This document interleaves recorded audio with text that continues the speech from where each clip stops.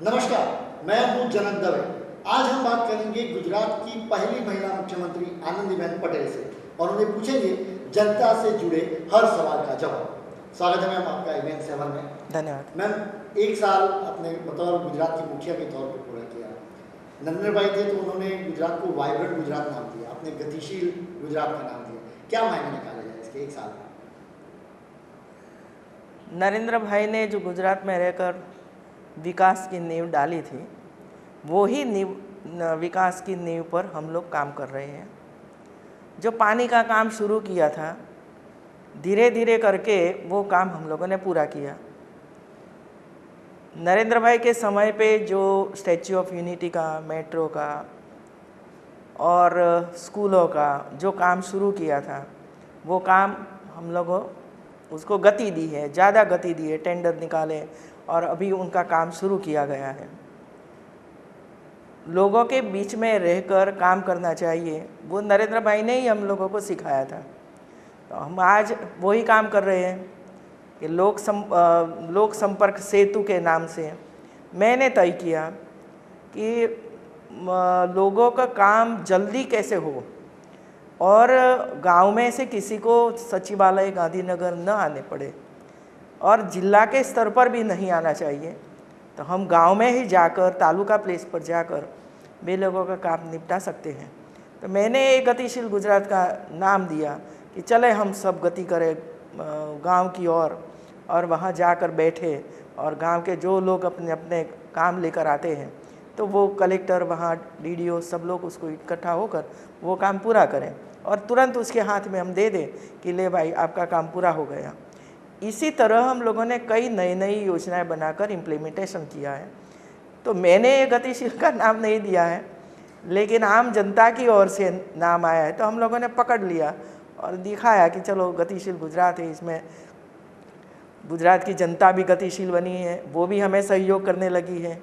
और कोई भी काम हम उसको देते हैं कि चलो भाई टॉयलेट बनाना है तो वो दे रहे हैं, पैसे दे रहे हैं, डोनेशन कर रहे हैं, अपने तरीके से अपने आप गांव में जाकर वहाँ टॉयलेट बना लगे। तो उसको हम गतिशील बोलते हैं कि जहाँ अकेली सरकार गति में नहीं है लेकिन पब्लिक भी गतिशील बनी है, वो भी चाहती है कि नहीं किसी की और के लिए हमें भी काम करना चाहिए। इसीलिए ये नाम प्रचलित बना है गतिशील गुजरात का। मैम, कुछ चुनौतियाँ भी रही, खासतौर पर माल न्यूट्रिशन का मसला था, वो भी आप काफ़ी बेहद आपसे जुड़ा हुआ है क्योंकि आपने काफ़ी एक सराहनीय कदम उठाए थे। हालांकि वो सुर्खियाँ बटोर नहीं पाए हो रहा है कि जहाँ पर भी आप रैली में जाएँ लोग आपको फूलों से नहीं लेकिन फलों से आपको वेलकम करें और वो फल है वो आप बच्चों को दें। पर लगता है नाकाफ़ी है प्रयास और काफ़ी गंभीर मसले पर सरकार अब तक क्या कर पाएगा? नहीं, इतना फलों हम बांट रहे हैं ऐसा नहीं है। एक तो हमें पब्लिक को जोड़ते हैं इसमें। गांव में सरपंच को ये लगना चाहिए कि मेरे गांव का कोई बच्चा, 2 बच्चा या 3 बच्चा कुपोषित है तो उनके लिए हमें भी कुछ काम करना चाहिए। जो प्रेग्नेंट वुमन है गांव की, तो प्रेग्नेंट वुमन है तो उसका डिलीवरी भी हॉस्पिटल में होना चाहिए और हॉस्पिटल में जाएगी तो बच्चे की भी सारवार हो जाएगी और माँ की भी सारवार हो जाएगी। तो वो जिम्मेवारी सरपंच ले रहा है और गवर्नमेंट तो ले ही रही है। कुपोषित मिटाने के लिए हम लोगों ने एक नया काम शुरू किया है और इसमें हम लोगों ने ये किया है कि हम लोग जो green zone, red zone, yellow zone में बालकों को बांटते हैं। इसमें सिर्फ 2 ही पॉइंट हम लेते थे, उसकी हाइट और उसका वेट, लेकिन वो 2 कम है। तो वो बच्चा जो मसल्स में कितना पावरफुल है वो ही भी देखना पड़ेगा। बच्चा छोटा हो, हाइट कम हो, फिर भी वो उसका जो मसल्स है पावरफुल होता है तो अच्छी तरह से वो दौड़ सकता है। फिर भी उनको हाइट कम होने की वजह से उनको हम रेड जोन में डाल देते हैं। तो हम लोगों ने हाइट, वेट और मसल्स का पावर और पैर में सूजन है कि नहीं, ये 4 देखने के बाद अभी हम स्क्रूटिनी कर रहे हैं बच्चों की कि कौन ग्रेड में, रेड में है, कौन येलो में है और कौन ग्रीन में है। और जो रेड में है इनमें से 2 हिस्सा हम लोगों ने कर दिया है। जो एकदम अति कुपोषित है, तुरंत आवश्यकता है हॉस्पिटल की, तो उनको हम हॉस्पिटल में ले जा रहे हैं। हॉस्पिटल में 21 दिन माता के साथ रहते हैं। जो हमारे पीडियाट्रिक डॉक्टर है उसको सलाह मशवरा मिलती है, अच्छा भोजन वगैरह मिलता है, अच्छी दवाई दे रहे हैं। और जो बच्चा है जो घर पर रहकर भी, आंगनवाड़ी में रहकर भी अच्छा हम बना सकते हैं, तो उनको दवाई, उनको एक वीक में एक पीडियाट्रिक डॉक्टर की सलाह सूचन वो हम कर रहे हैं। और मैं मानती हूँ कि जो काम हम लोगों ने वो शुरू किया है उसका फ़ायदा 1-2 दिन में तो मिलने वाला नहीं है, 2 दिन में मिलने वाला नहीं है, वो तो 4-5 साल लगेंगे बच्चों का स्वास्थ्य। लेकिन हाँ, वो जो प्रेग्नेंट वुमन की ओर, किशोरी की ओर और बच्चों की ओर, तीनों स्तर पर हम काम कर रहे हैं।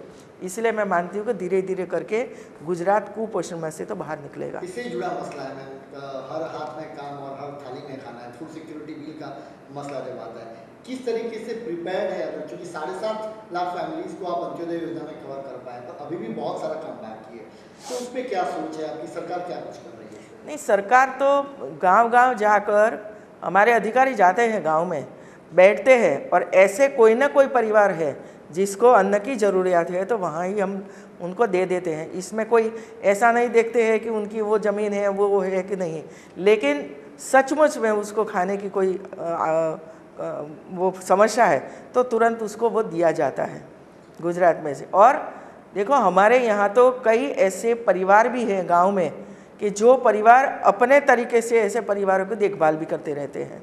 तो एक और कई ऐसे एनजीओ है और कई ऐसे समाज के लीडर्स हैं, अलग अलग समाज होते हैं, समाज के लीडर्स हैं, वो लीडर्स भी ऐसे परिवारों के बच्चों की भी शिक्षा की या हेल्थ की चिंता करते हैं। एक गुजरात का एक अलग परंपरा रही है गुजरात में, किसी को मदद करने की, किसी को मैरिज में शामिल होकर उसके बच्चों को मैरिज करवाना, वो सब गुजरात में चलता रहता है।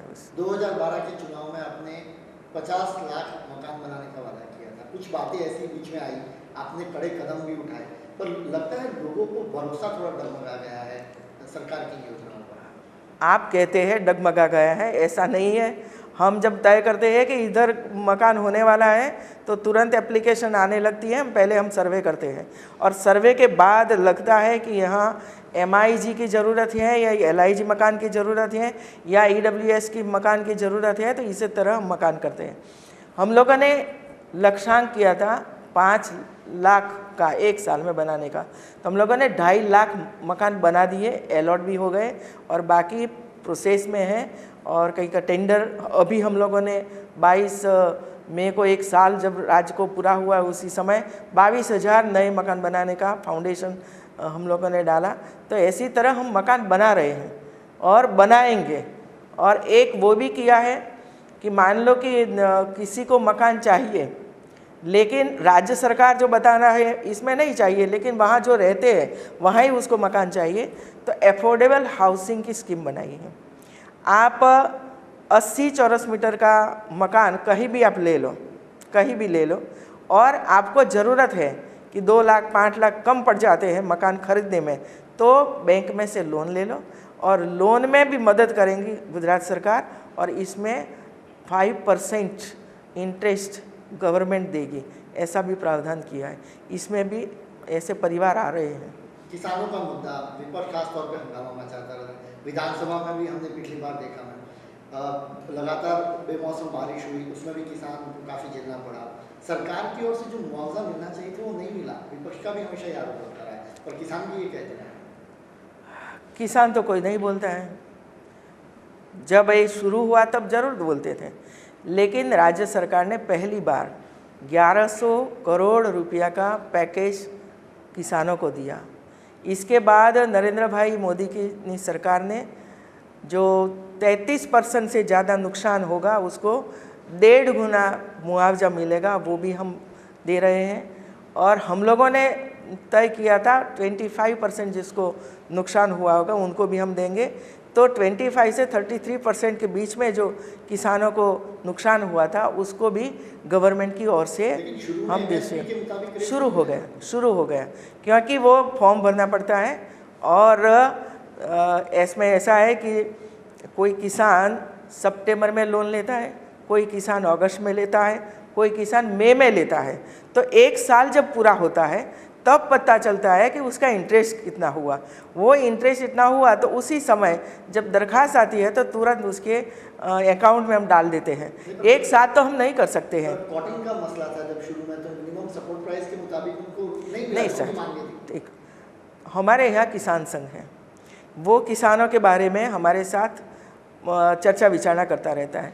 किसान संघ ने हमें बताया कि आप टोटल एक पैकेज दे दो, और टोटल पैकेज में क्या देना है, तो किसान संघ ने मांगा कि जो वे लोगों ने जो लोन लिया है तो वो लोन में 50% उसका इंटरेस्ट माफ़ कर दो, और दूसरा जो वीज बिल आएगा तो वीज बिल में 50% हमें कम कर दो।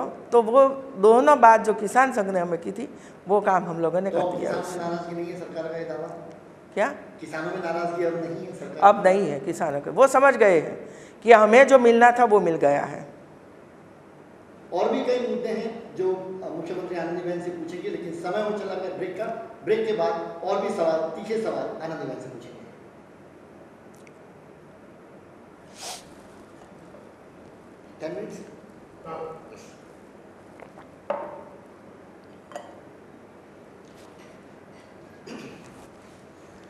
ब्रेक के बाद आपका स्वागत है। हम बात कर रहे हैं गुजरात के मुख्यमंत्री आनंदीबेन पटेल से। मैडम, आप चाइना गए, बतौर मुख्यमंत्री आपका पहला प्रवास था।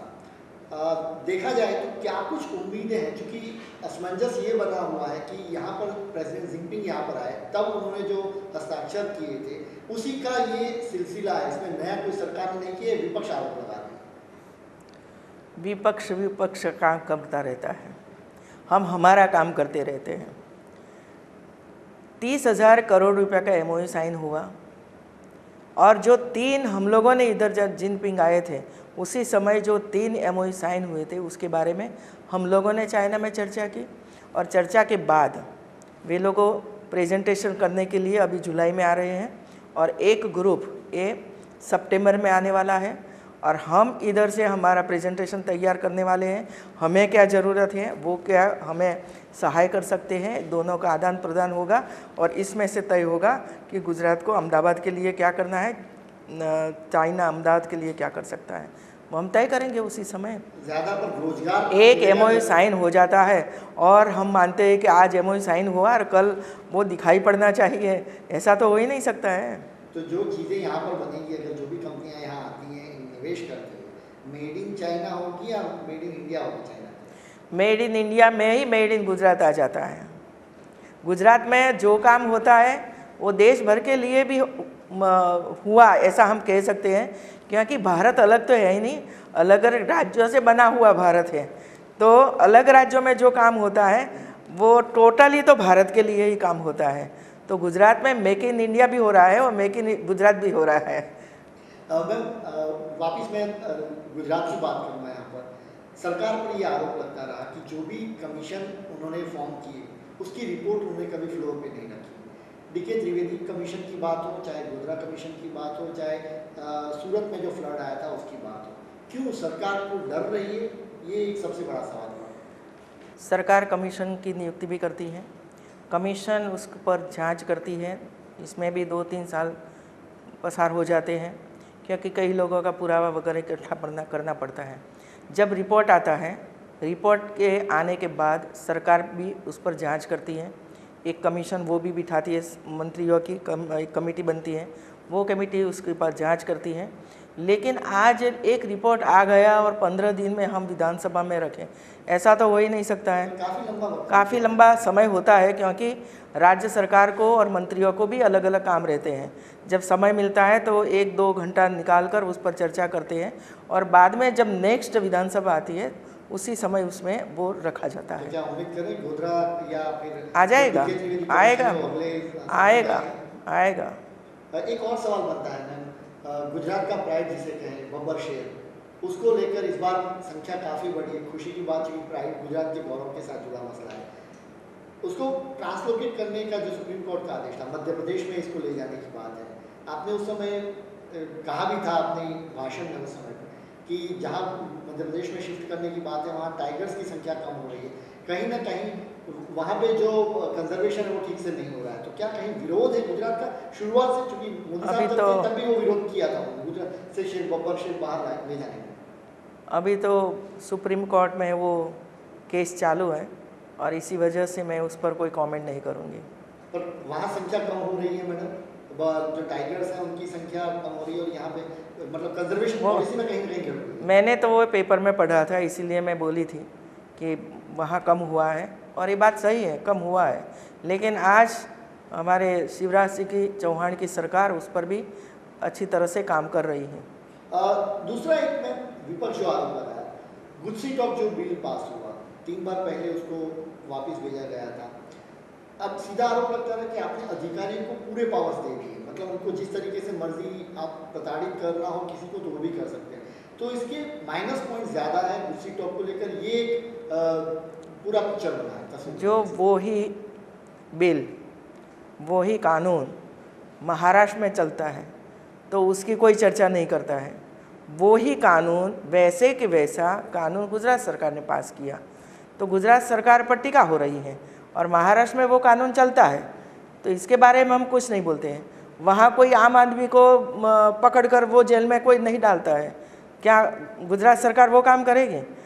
आतंकवादी प्रवृत्ति जो लोग करते हैं उसके लिए वो कानून बना है और वो जब वो प्रवृत्ति गुजरात में हुई है तो उसके लिए तो कानून ज़रूरी है, क्योंकि हमारे जो दूसरे कानून है इसमें ऐसा कोई प्रावधान नहीं है कि ऐसे आतंकवादी प्रवृत्ति करने वाले और जो आम जनता है जो निर्दोष है उसको मारने वाले लोगों को तो सज़ा होनी चाहिए, इसीलिए इसमें वो प्रावधान है। और जो कानून महाराष्ट्र में है वही कानून गुजरात ने पास किया है। तो इतना विरोध क्यों हुआ? ये तो विरोध करने वालों को पूछो कि क्यों विरोध कर रहे हो। वही कायदा वहाँ है। इसमें जो मैंने बताया कि जितने पावर्स महाराष्ट्र के कानून को दिया इतना ही पावर इधर दिया है, तो जो विरोधी है उनको देखना पड़ेगा वो कि भाई हम विरोध करते हैं लेकिन महाराष्ट्र में तो वो कानून है और अभी भी लागू है कानून। मतलब आप पूरा उम्मीद करती हैं कि इस बार ये बिल पास हो, मतलब राष्ट्रपति इस पर हस्ताक्षर करते हैं कि वहीं से हम तो इच्छा व्यक्त करते हैं कि कानून पास करना चाहिए।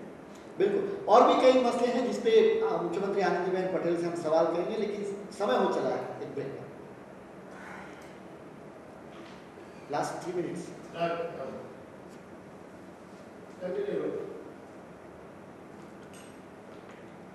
ब्रेक के बाद दोबारा आपका स्वागत है। हम बात कर रहे हैं गुजरात के मुख्यमंत्री आनंदीबेन पटेल से। मैडम, पिछले कुछ दिनों से गुजरात में जिस बात कोऑपरेटिव सेक्टर को बढ़ावा देने की बात हुई, लेकिन आरोप अभी भी ये लगता रहा कि सरकार का इन्वॉल्वमेंट या कहें कि दखल अंदाजी कोऑपरेटिव मूवमेंट में बढ़ रही है, क्या कहेंगे इस पर? कोऑपरेटिव मूवमेंट में सरकार दखल नहीं करती है, लेकिन कोऑपरेटिव में जो लोग काम कर रहे हैं सरकारी सहकारी क्षेत्र में, वे लोग राज्य सरकार के पास आए हैं और उन्होंने कहा है कि भाई इतने 2-3 प्रावधान आप इसमें से दूर करो, तो राज्य सरकार ने वो 2-3 प्रावधान इसमें से दूर किए। इसमें वो दखलगिरी कर रही है ऐसा मानना वो अच्छा नहीं है। लेकिन जिस तरीके से और इसमें महिलाओं को लिखा कि महिलाओं को इसमें 33% देना चाहिए, तो क्या दखलगिरी है वो? इसमें महिलाओं के लिए कुछ इसमें करना चाहिए तो ये वो आप दखलगिरी करते हैं।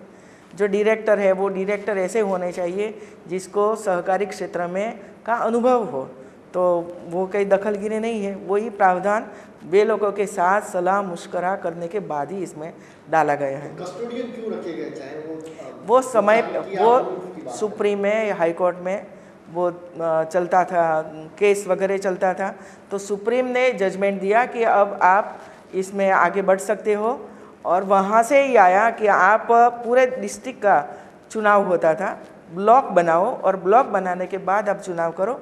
वो सुप्रीम में से और हाई कोर्ट में से आदेश आया, जजमेंट आ गया, इसीलिए हम लोगों ने ब्लॉक बनाया। और डिस्ट्रिक्ट में ब्लॉक बनता है, ब्लॉक में भी वो ही तय करते हैं कौन सा ब्लॉक बनाए, इसमें भी नियम लगाए हैं, तो ब्लॉक के अनुसार अभी वो चुनाव हो रहा है। इसमें राज्य सरकार ने कोई दखलगिरी की है ऐसा नहीं है, मतलब टारगेट करके नहीं किया है। बिल्कुल। जो 10 साल से कोई चुनाव नहीं करता है तो उनको अब चुनाव करना पड़ेगा, क्योंकि हाई कोर्ट का जजमेंट आ गया कि आप चुनाव करो। और जब तक चुनाव नहीं हुआ तब तक तो कस्टोडियन रखना पड़ता है ना, तो कस्टोडियन आया। अभी कई लोग चुनाव में आगे बढ़ रहे हैं, चुनाव कई डिस्ट्रिक्ट में चुनाव हो भी गए, तो इसमें से कस्टोडियन निकाल गए। अब चुनाव है मैम, यहाँ जो भी कॉर्पोरेशन थे संगठन सरकार के बीच किस तरीके का तालमेल है, और क्या उनमें चूंकि लिटमस टेस्ट माना जा रहा है इस बार के चुनाव? हर चुनाव लिटमस टेस्ट ही होता है, और राज्य सरकार और हमारी पार्टी दोनों मिलकर काम कर रही हैं। हमारे जितने भी चुने हुए कार्यकर्ता हैं वो भी लगे हैं, हमारा पूरा संगठन इसमें लगा है। और अकेले चुनाव आता है तब हम लगते हैं, ऐसा नहीं है। हम तो बार बार गांव में जाते हैं, गांव में जाकर बैठते हैं। अभी हमारा कन्या शिक्षा यात्रा आई तो हम 6 दिन तक गांव में जाएंगे, स्कूलों में जाएंगे, बैठेंगे, बच्चों को इसमें दाखिला करेंगे और कुछ न कुछ बच्चों को देंगे। अभी कृषि मेला आया तो हर गांव में गए, कृषि मेला में काम किया, किसानों को कुछ न कुछ ट्रैक्टर वगैरह हम लोगों ने गुजरात सरकार की ओर से दिया। अभी गरीब कल्याण मेला आएगा तो इसमें भी हम गरीबों को देंगे, वो अच्छी तरह से काम करेंगे। किसी को मुआवजा देंगे, किसी को साधन देंगे, किसी को रिक्शा देंगे, किसी को साइकिल देंगे। तो ऐसा काम होता ही रहता है। सरकार जीतेगी ऐसा मानना है, सब कुछ देने पे नहीं, ऐसा नहीं है। हर साल जो सरकार अपने बजट में जो प्रावधान करती है वो देना ही पड़ता है, उसको देना चाहिए। और ऐसे तरीके से देना चाहिए कि किसी को सचिवालय में आकर भीख न मांगे और हम दे, ऐसा नहीं। सरकार प्रोएक्टिव बने और जाकर उनको दे, उनका अधिकार है। सरकार से मांगना अधिकार। सवाल में काफ़ी व्यस्त शेड्यूल रहता है। हम सुबह से आपके पीआरओ ऑफिस से जब भी एसएमएस आते हैं, पूरा शेड्यूल आपका बिजी रहता है। परिवार के लिए समय निकाल पाती हैं आप? परिवार के लिए भी समय तो निकालते हैं। मेरा परिवार छोटा है, और परिवार छोटा होने की वजह से ऐसा ज़रूरी नहीं है कि आज बच्चा छोटा है तो चलो स्कूल में रखने के लिए जाना है, ऐसा तो वो है नहीं। और पूरा परिवार बड़ा हो गया है, अपने तरीके से वो काम करते रहते हैं, और जब समय मिलता है तब मैं भी जाती हूँ। तो बच्चे डिमांड करते हैं कि दादी से कुछ खाना है, कुछ पकाते हैं, आप समय हाँ, तो पकाते भी हैं, आते हैं तो पका कर उसको भोजन भी करवाते हैं, और साथ में बैठकर पिक्चर भी देखते हैं, सब कुछ करते हैं, समय भी निकालते हैं। लेकिन पहले जितना समय हम निकालते थे इतना समय सही है कि इतना समय नहीं निकालते हैं। परिवार की शिकायत रहती हो? शिकायत नहीं रहती, वो भी समझते हैं कि जब इतनी बड़ी जिम्मेवारी मिली है तो काम तो करना ही चाहिए, और वे भी मुझे सहयोग करते हैं काम में, बच्चे भी हैं। बहुत बहुत शुक्रिया मैम से बात करने के लिए। Thank you very much. की पहली महिला मुख्यमंत्री आनंदीबेन पटेल जो पूरा भरोसा जता रहे हैं कि अब के जो चुनाव आ रहे हैं उसमें भी वो बीजेपी खासतौर पर फतेह हासिल करेगी, वो भी उनकी अगुवाई में। खबरों का सिलसिला लगातार जारी रहेगा। फिलहाल के लिए बस इतना ही। नमस्कार। Thank you.